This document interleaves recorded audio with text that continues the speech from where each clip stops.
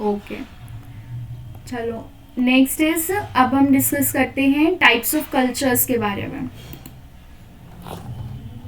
ठीक है, ये कॉमन कल्चर्स हैं जो हम प्लांट बायोटिक के अंदर डिस्कस करते हैं। ठीक है, जैसे कि टाइप्स ऑफ कल्चर्स में कौन कौन से हैं? ऑर्गन कल्चर हो गया, कैलस कल्चर हो गया, सेल कल्चर हो गया और प्रोटोप्लास्ट कल्चर हो गया। तो ऑर्गन कल्चर में दो टाइप्स हम देखेंगे, ऑर्गेनाइज्ड कल्चर और अनऑर्गेनाइज्ड कल्चर।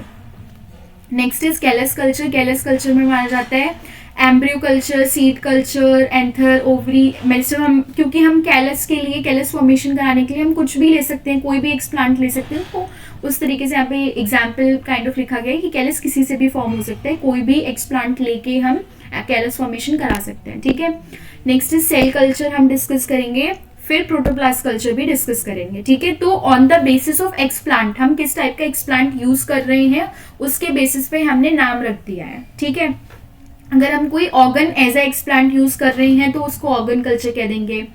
अगर हमारे उस ऑर्गन से या टिश्यू से, सेल से कैसे भी कैलस फॉर्मेशन हो रहा है तो उसको हम कैलस कल्चर कह देंगे। Basically organ culture, callus culture, cell culture, ये तीनों रिलेटेबल टर्म्स हैं।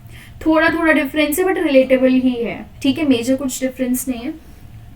Next is protoplast culture. Protoplast culture, अगर हम प्रोटोप्लास्ट को कल्चर कर रहे हैं, प्रोटोप्लास्ट क्या होता है अभी हम आगे देखेंगे, तो प्रोटोप्लास्ट को अगर कल्चर कर रहे हैं तो उसको प्रोटोप्लास्ट कल्चर कहा जाएगा। तो बेस्ड ऑन क्या हम एज ए एक्सप्लांट ले रहे हैं, हम सोर्स क्या ले रहे हैं, एक्सप्लांट की फॉर्म में हम क्या सोर्स ले रहे हैं, उस बेसिस पे हमने डिफरेंट नाम रख दिए हैं। ठीक है, जैसे अगर हम एम्ब्रियो ले रहे हैं एज एक्सप्लांट तो हम उसको एम्ब्रियो कल्चर कह देंगे, सीड ले रहे हैं तो सीड कल्चर हो गया, मेरिस्टम टिश्यू ले रहे हैं तो मेरिस्टम कल्चर हो गया, कोई भी पर्टिकुलर सेल ले रहे हैं, सिर्फ सेल, तो फिर हम उसको सेल कल्चर कह देंगे। प्रोटोप्लास्ट ले रहे हैं तो प्रोटोप्लास्ट कल्चर, ऑर्गन ले रहे हैं तो ऑर्गन कल्चर, बड ले रहे हैं तो फिर बड। तो ये हमारा क्या हुआ,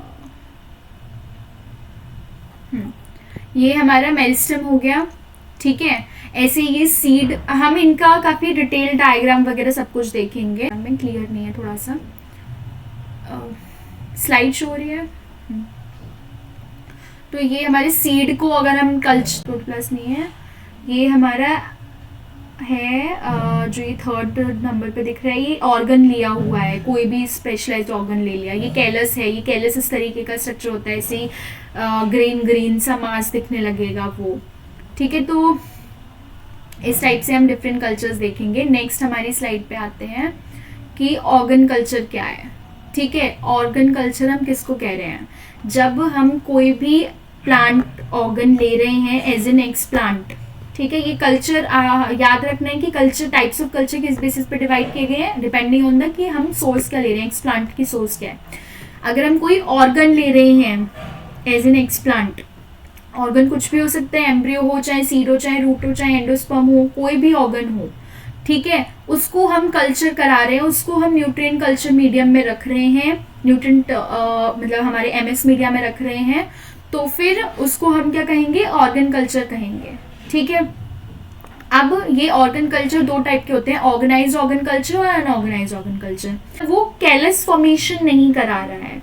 ठीक है, तो मतलब कैलस फॉर्मेशन करा रहा है बट वो अपना स्ट्रक्चर या फिर अपना फंक्शन लूज नहीं कर रहा है। ठीक है, जैसे कि यहाँ पे डायग्राम दिख रहा होगा आपको जिसमें लीफ दी हुई है और दिखाया गया है। तो इसमें क्या हो रहा है, डिफरेंट तरीके से हम कल्चर करा सकते हैं, ऑर्गेनाइज तरीके से भी, अनऑर्गेनाइज तरीके से भी। अनऑर्गेनाइज तरीके से क्या हो गया कि अगर हमने प्लांट की लीफ को एज एन एक्सप्लांट लिया है तो वो अपनी अनऑर्गेनाइज स्टेट में आ जाएगा और फिर उससे नया प्लांट बनेगा। ठीक है, ये वाला जो सेकंड वाला पार्ट आपको दिख रहा होगा। ओके, समझ आ रहा है? ये मैं कर्सर जिसके सराउंडिंग लेके जा रही हूँ। ठीक है, ये कैलस कल्चर है, ये ऑर्गेनाइज अनऑर्गेनाइज कल्चर का एग्जाम्पल हो गया, मतलब अनऑर्गेनाइज के लिए दिखाया गया है ये। ठीक है, कि हम क्या कर रहे हैं, कोई भी सेल या कोई भी पार्ट ले रहे हैं उस टिश्यू एक्सप्लांट का और वो किस में कन्वर्ट हो रहा है? अनऑर्गेनाइज में कन्वर्ट हो रहा है, मतलब अपना वो खुद का स्ट्रक्चर ही लूज कर दे रहा है। लीफ का कहीं स्ट्रक्चर दिख रहा है इसमें, इस वाले डायग्राम में जब हमने अनऑर्गेनाइज कल्चर कैलस फॉर्मेशन हुआ है तो कहीं पे लीफ अपने स्ट्रक्चर में नहीं है, वो पूरा ही अनऑर्गेनाइज हो गया है। लेकिन थर्ड डायग्राम में और फोर्थ डायग्राम में आप देख रहे होगे कि क्या हो रहा है कि कैलस फॉर्मेशन तो हो रहा है ठीक है, लेकिन लीफ का स्ट्रक्चर लीफ का ही रह रहा है। जो भी हमने एक्सप्लांट लिया है, जिस तरीके से टिश्यूज को हमने पीसेस में कर दिया, तो वो टिश्यू अपनी फॉर्म में ही रह रहा है और उसके बाद भी कैलस फॉर्मेशन हो रहा है, कहीं पे भी टिश्यू के स्ट्रक्चर में चेंज नहीं देखने को मिल रहा है। तो ये हमारा ऑर्गेनाइज स्ट्रक्चर हो गया। ठीक है, कैलस फॉर्मेशन हो रहा है, यहाँ पे आपको दिख रहा होगा फोर्थ वाले में कैलस फॉर्मेशन हो तो रहा है, लेकिन लीफ अपना स्ट्रक्चर लूज नहीं कर रही है। ठीक है, तो उसको हम ऑर्गेनाइज कल्चर कहेंगे। तो ऑर्गेनाइज ऑर्गन कल्चर क्या हो गया? When a well organise structure of a plant, जब हम किसी वेल ऑर्गेनाइज स्ट्रक्चर को ले रहे हैं, लाइक सीड हो गया, लीफ हो गया, एम्ब्रियो हो गया, कुछ भी हो गया, उसको हम ले रहे हैं, मतलब हम मेच्योर्ड पार्ट को ले रहे हैं, उस कंडीशन में हम उसको क्या कहेंगे? ऑर्गेनाइज कल्चर कहेंगे, जब हम एक ऑर्गेनाइज पार्ट ले रहे हैं। ठीक है, एज एन एक्सप्लांट हम कोई ऑर्गेनाइज पार्ट ले रहे हैं, मतलब उसका स्ट्रक्चर की इंटीग्रिटी लूज नहीं होगी। ठीक है, तो इस टाइप के कल्चर को हम ऑर्गेनाइज कल्चर कहेंगे। In this type of culture the characteristic of individual organ structure is maintained. ठीक है, मतलब लीफ का स्ट्रक्चर भी बना रह रहा है और उससे नया प्लांट भी जनरेट हो रहा है। ठीक है, एंड द प्रोजेनी जो इसकी बनेगी, मतलब जो अब इसका प्लांट नया बनेगा, वो एकदम एग्जैक्टली सिमिलर होगा इस ऑर्गन के, जो ऑर्गन हमने लिया है। ठीक है, अगर हमने लीफ लिया है तो इससे जो रीजनरेट होगी, माइक ऑफ करो।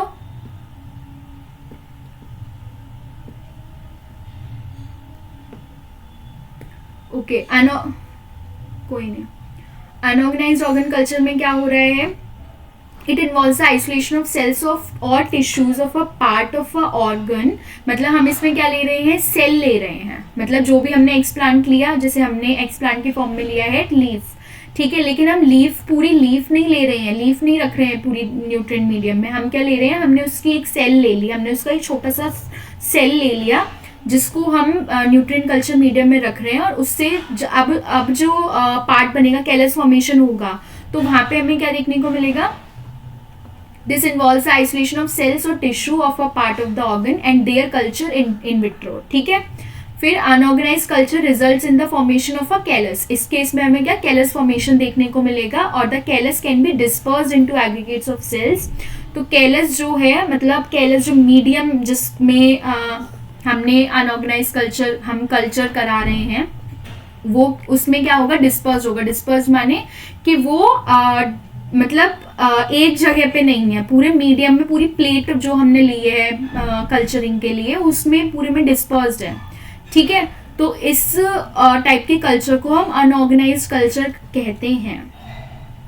ठीक है, ये एग्जाम पॉइंट ऑफ व्यू से मुझे नहीं लगता आएगा, बट क्योंकि ये बेसिक है प्लांट टिश्यू कल्चर का, तो इसलिए आपको समझ लेंगे तो आपके लिए अच्छा होगा कि ऑर्गेनाइज किसे कह रहे हैं, अनऑर्गेनाइज किसे कह रहे हैं। ठीक है, तो जैसे कि आपको देखने को यहाँ पे इमेज में दिखाया भी गया है कि ये ऑर्गेनाइज्ड ग्रोथ है, जहाँ पे हमने जो प्लांट पार्ट मतलब बनेगी। ठीक है, ये हमारे अनऑर्गेनाइज्ड ग्रोथ है। ठीक है, पहले कैलस फॉर्मेशन होगा, फिर कैलस फॉर्म होने के बाद में नया प्लांट बनेगा। ठीक है, फिर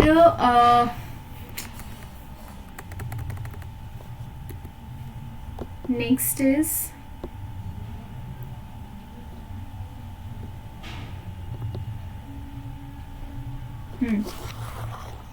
कैलस कल्चर क्या है? कैलस कल्चर में क्या हो रहा है कि जो हमने डिफरेंशिएटेड टिश्यू लिया था एक्सप्लांट का, अब वो डी डिफरेंशिएट होके इनविट्रो डी डिफरेंशिएट होके कैलस फॉर्म कर रहा है, तो उसको हम कैलस कल्चर कहेंगे। ठीक है, तो ऑलमोस्ट रिलेटेबल टर्म है। कैलस कल्चर वही हो गया कि कैलस फॉर्मेशन हो रहा है, मेच्योर पार्ट्स वापस से डी डिफरेंशिएट हो रहा है और कैलस फॉर्मेशन करा रहा है। ठीक है, फिर नेक्स्ट आते हैं हम सेल कल्चर। सेल कल्चर क्या होता है? सेल कल्चर है कि जब हम सिर्फ सेल को, मतलब हमने एक्सप्लांट लिया, हम एक्सप्लांट से सेल को निकाल रहे हैं, सेल को आइसोलेट कर रहे हैं और फिर हम उसको कल्चर करा रहे हैं। ठीक है, उससे कैलस फॉर्मेशन होगा, और मतलब सेल से कैलस फॉर्मेशन हो रहा है, हमने पूरा टिश्यू नहीं लिया है। ठीक है, पूरा ऑर्गन नहीं लिया है, सिर्फ हमने एक सेल लिया है। ठीक है, तो इसीलिए हम उसको क्या कहेंगे? सेल कल्चर कहेंगे।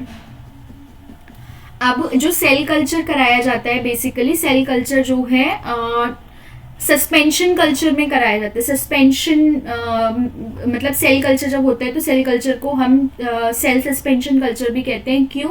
सस्पेंशन कल्चर क्या है? अब सस्पेंशन कल्चर है कि हम उसमें सस्पेंशन कल्चर में हम क्या ले रहे हैं, सिर्फ हमारा जो मीडियम है, जो हम न्यूट्रिएंट्स वगैरह प्रोवाइड कर रहे हैं वो सब कर रहे हैं, लेकिन वहाँ पे हमारा जो सॉलिडिफाइंग एजेंट होता है, मतलब सॉलिडिफाई नहीं है, वो लिक्विड फॉर्म में, मतलब वाटर है। आगे हम सस्पेंशन कल्चर क्या होता है आगे पढ़ेंगे, ठीक है। फिर आते हैं प्रोटोप्लास्ट कल्चर। प्रोटोप्लास्ट कल्चर क्या होता है? प्रोटोप्लास्ट क्या होता है, किसी को पता है? कोई आइडिया बिना स्लाइड में देखे हुए?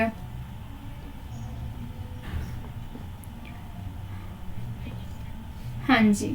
तो अगर हम मतलब क्योंकि प्लांट में तो सेल वॉल प्रेजेंट होती है, तो अगर हम सेल वॉल को हटा दें, ठीक है, सेल वॉल को रिमूव करने के बाद में हम उसको कल्चर कराएं, ठीक है, तो वो हमारा प्रोटोप्लास्ट कल्चर हो गया। तो यहाँ पे सेल विदाउट सेल वॉल देखने में कैसी लगती है, सेल विद सेल वॉल देखने में कैसी लगती है, ये आपको डायग्राम में देख के डिफरेंस पता चल रहा होगा, ठीक है। सेल वॉल जब होगी तो इस टाइप का स्ट्रक्चर देखने को मिलेगा, सेल वॉल जब नहीं होगी मतलब प्रोटोप्लास्ट का स्ट्रक्चर कैसा होगा, वो ये है, ठीक है। तो यहाँ पे एक्सप्लेन किया गया है। फिर नेक्स्ट है, हाँ, प्रोटोप्लास्ट आइसोलेशन कैसे करते हैं, मतलब एक्चुअली प्रोटोप्लास्ट का कल्चर कैसे कर रहे हैं। तो मैंने यहाँ पे थोड़ा सा डायग्राम डाल के आपको एक्सप्लेन करने की कोशिश करी है कि हमने लीफ लिया, जो भी हमने एक्सप्लांट लिया XYZ, तो उसको हमने स्टेरलाइज करा, फिर हमने उसकी एपिडर्मिस को रिमूव करा, ठीक है। एपिडर्मिस मतलब जो सबसे अपर लेयर होती है लीफ की, उसको हमने रिमूव करके फिर हमने क्या करा, उसकी प्लाज्मोलाइसिस करानी है। प्लाज्मोलाइसिस कैसे होती है? एकदम से श्रिंक हो जाएगी, नहीं सॉरी मैंने गलत एक्सप्लेन कर दिया क्या?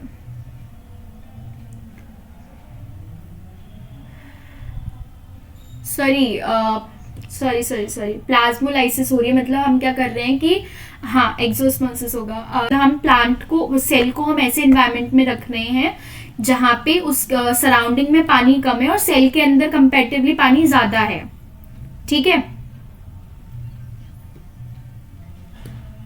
राइट, ठीक है।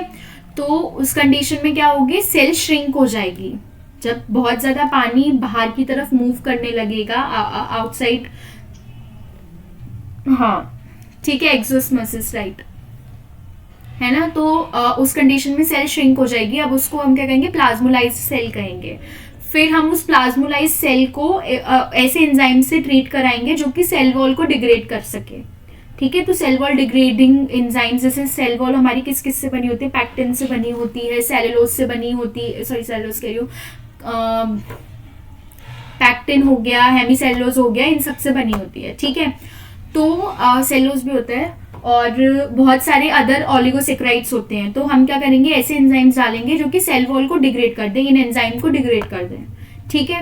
तो हमने प्लाज्मोलाइज सेल को ऐसे एंजाइम मिक्सचर में डाल दिया, जिसकी वजह से अब क्या हो जाएगी, सेल वॉल जो है रिमूव हो जाएगी और प्रोटोप्लास्ट हमारा आइसोलेट हो जाएगा, ठीक है। फिर हम प्रोटोप्लास्ट को वॉश करेंगे, तो जो हमारा अदर एक्स्ट्रा कंटेंट है वो अलग हो जाए, मतलब वॉश करेंगे, सेंट्रीफ्यूज करेंगे, तो हमारा क्या होगा कि प्रोटोप्लास्ट नीचे की साइड सेडिमेंट हो जाएगा और अदर डेब्रीज वगैरह जो होंगे वो ऊपर की साइड रहेंगे। फिर हम उसमें से प्रोटोप्लास्ट को आइसोलेट करके प्रोटोप्लास्ट को कल्चर करेंगे, ठीक है।